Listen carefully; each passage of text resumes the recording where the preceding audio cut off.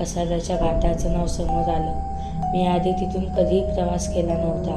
तिथलं गडद जंगल, वळणावळणाचे रस्ते आणि शांतता याबद्दल मी ऐकलं होतं, पण या घाटाचं भयावह स्वरूप मात्र माहिती नव्हतं. संध्याकाळी 8 वाजता मी गाडीने निघालो.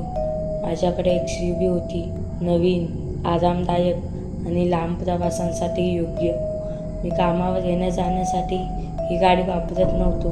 फक्त काही ठराविक प्रवासांसाठीच मी या गाडीचा वापर करत होतो.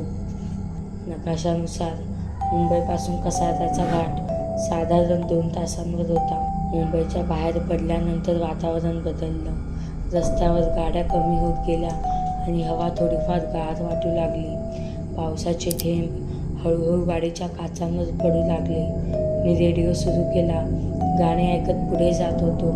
साधारण 10:30च्या सुमारास मी घाटाच्या जवळ पोहोचलो. रस्ता शांत होता. घाटाची वेस ओलांडताच वातावरणात एक वेगळाच बदल जाणवू लागला. धुकं अधिक दाट झालं होतं आणि रस्त्याच्या कडेला फक्त झाडांचं साम्राज्य होतं.